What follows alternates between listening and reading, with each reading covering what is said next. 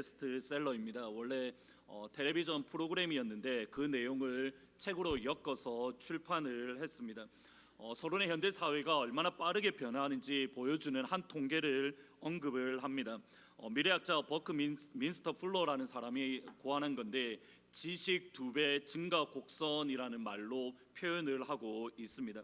이것을 보면 전 인류의 지식의 총량이 얼마만큼 빨리 증가하고 있는지를 보여줍니다. 먼저 보시면 원래 역사에 있어서 저희 인류가 가지고 있는 지식은 100년마다 2배씩 뛰었다라고 합니다. 100이 원래 100이라고 한다면 100년 후에는 200이 되는 형식으로 계속 증가를 해왔습니다.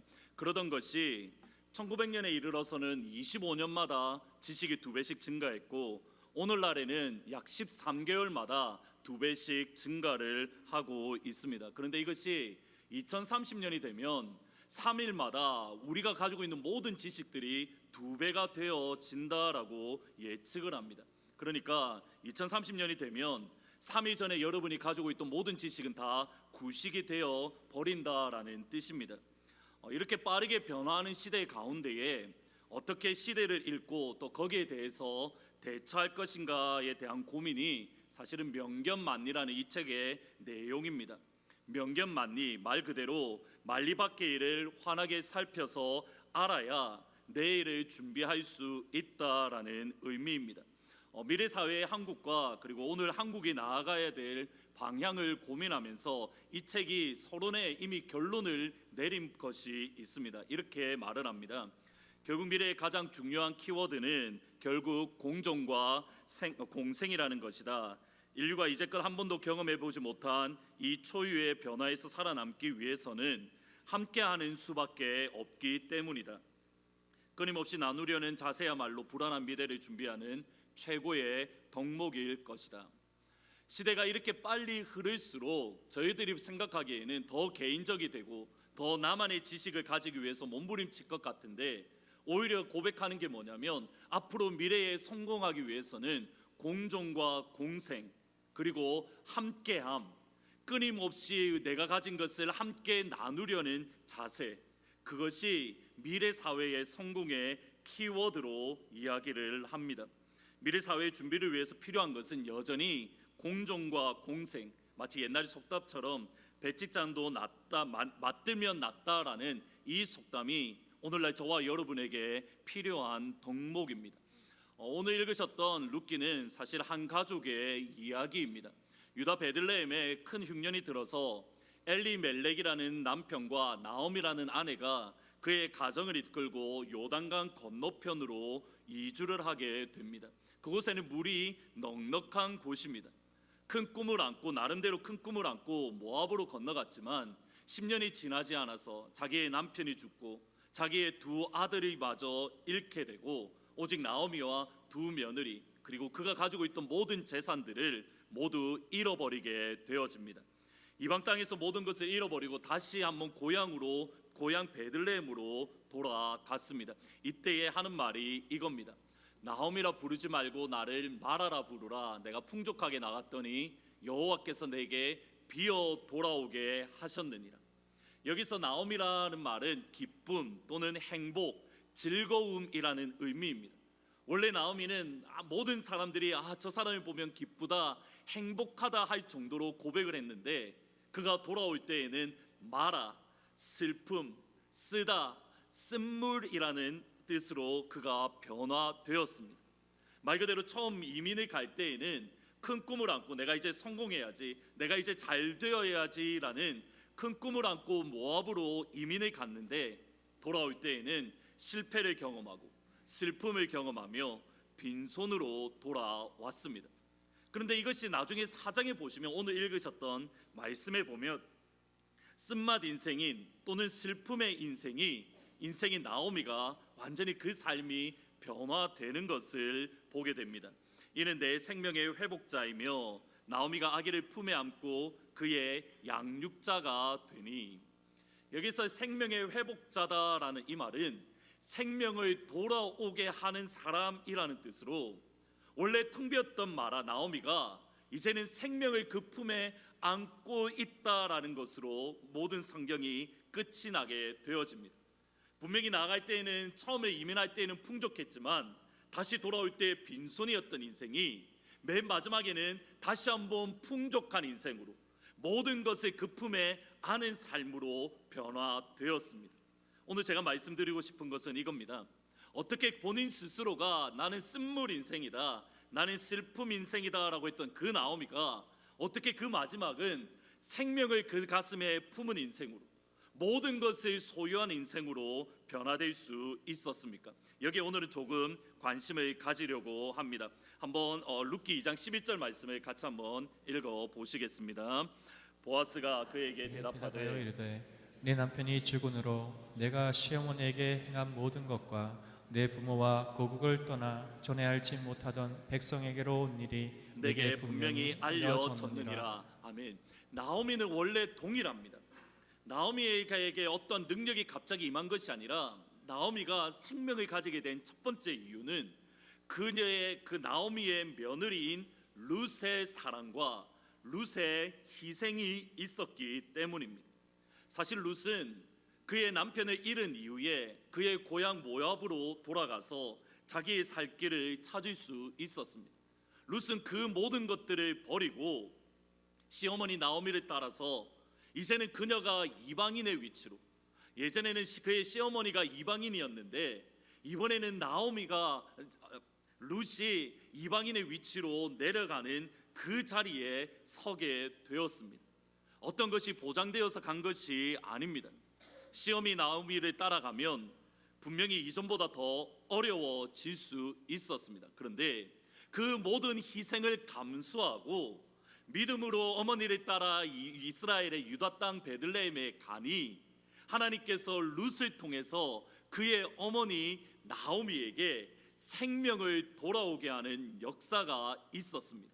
나오미가 변화되었던 첫 번째 이유는 그의 며느리 룻의 희생적인 사랑이 있었습니다. 두 번째 나오미가 변할 수 있었던 이유는 보아스의 희생적인 사랑 때문입니다. 나오미가 자기 며느리에게 이르되 그가 여호와께로부터 복받기를 원하노라. 그가 살아있는 자와 죽은 자에게 은혜 베풀기를 그치지 아니하는도다. 나오미가 엘리멜렉 보아스를 바라보면서 하는 고백이 이겁니다. 보아스가 살아있는 우리들과 그리고 이미 소천한 나의 남편 엘리멜렉에게 은혜 베풀기를 그치지 아니했노라. 룻의 희생적인 사랑도 있었지만 보아스의 희생적인 사랑도 있었습니다. 룻이 자기 밭에서 그 곡식을 마음껏 가져갈 수 있도록, 다른 사람들에게 해코지를 당하지 않도록 그녀를 보호해주고 그들의 필요를 채워주었습니다. 심지어 자신의 재산까지 잃을 위기 가운데에서도 나오미와 룻을 섬기기에 보아스는 헌신을 감당했습니다. 나오미라는 여인은 개인의 능력 때문에 생명으로 다시 돌아간 것이 아닙니다. 자기의 능력이 많아서 성공한 위치에 선 것이 아닙니다. 룻과 보아스라는 두 사람의 희생적인 사랑 때문에 쓴맛 인생에서, 슬픔의 인생에서 행복의 인생으로, 기쁨의 인생으로, 즐거운 인생으로 변화될 수 있었습니다. 이제 저희들의 고민은 여기에 있습니다. 과연 여러분에게는 룻과 보아스 같이 여러분을 위해서 희생해 줄 수 있는, 여러분을 위해서 사랑으로 보살펴 줄 수 있는, 여러분을 위해서 모든 것을 포기할 수 있는 그 룻과 보아스가 있으십니까? 과연 여러분 주위에는 이 사람은 나를 위해서 모든 것을 희생할 수 있고 이 사람은 나를 위해서 자기의 것을 내려놓을 수 있다라는 그 한 사람이 있습니까? 성경은 다름 아닌 여러분을 위해서 희생적인 사랑을 베풀어 주신 그 한 사람, 그 한 분이 있다라고 말씀을 합니다. 한번 고린도후서 7장 9절을 같이 한번 이 질문을 생각하시면서 읽어보시면 좋겠습니다. 같이 한번 읽어보십니다. 우리 주 예수 그리스도의 은혜를 너희가 알거니와 부여하신 이로써 너희를 위하여 가난하게 되심은 그의 가난하심으로 말미암아 너희를 부유하게 하려 하심이라. 영어를 보셔야 됩니다. So that you by his poverty might become rich. 우리의 힘으로 부유하게 된 것이 아니라 예수님의 가난하심, 예수님의 낮아지심 때문에 저와 여러분이 부유하게 되었다라고 성경은 약속의 말씀을 주고 있습니다. 더 정확하게는 이렇습니다. 예수님께서 저와 여러분을 위해서 십자가를 짊어지시고 다름 아닌 십자가에서 이미 죽으셨기 때문에 마라와 같은 인생, 슬픈 인생, 쓴물 인생이 하나님이 주시는 생명으로, 하나님이 주시는 충만의 인생으로, 하나님이 주시는 기쁨의 삶으로 변화될 수 있는 겁니다. 하나님이 세상을 이처럼 사랑하사 독생자를 주셨으니 이는 그를 믿는 자마다 멸망하지 않고 영생을 얻게 하려 하심이라. 내가 온 것은 양으로 생명을 얻게 하고 더 풍성히 얻게 하려는 것이라. 나는 선한 목자라. 선한 목자는 양들을 위하여 목숨을 버리거니와. 예수님은 이미 저와 여러분을 위해서 2000년 전에 당신의 목숨을 버리셨습니다. 그 목숨의 버리심 때문에 오늘 저와 여러분은 다시 한번 기쁨을 얻을 수 있습니다.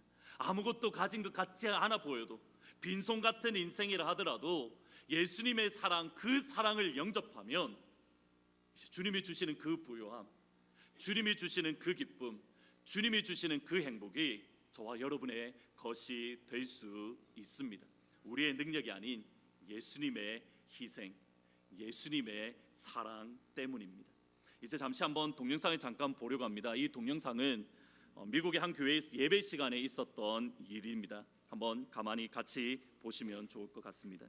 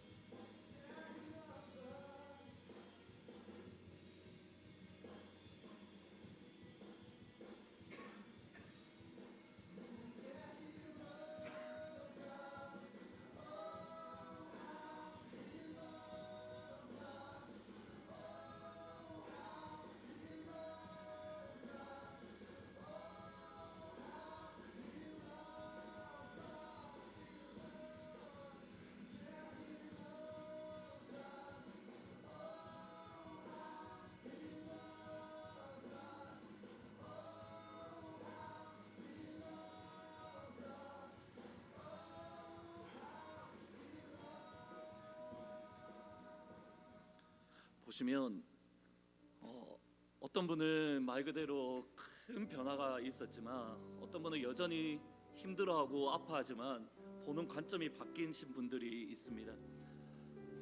모두 개인의 능력으로 일어나는 것이 아니라 예수님께서 함께 하시니 슬펐던 인생이 하나님이 주신 은혜 안에서 기쁨의 인생으로 변화될 수 있었습니다. 오늘 이 은혜가 저 여러분에게 다시 한번 있기를 진심으로 소원합니다. 한번 이 찬양을 한번 같이 들으시고 같이 한번 기도하시면 좋겠습니다. 저도 저 골판지 간증이라고 하는데 저 은혜가 하나님 오늘 이 시간 제 삶 가운데에도 우리 교회 가운데도 있기를 원합니다라고 저희 기도하시면서 한번 찬양하시고 잠시 기도하시면 좋겠습니다. 당신이 지쳐서 기도할 수 없고 당신이 지쳐서 기도할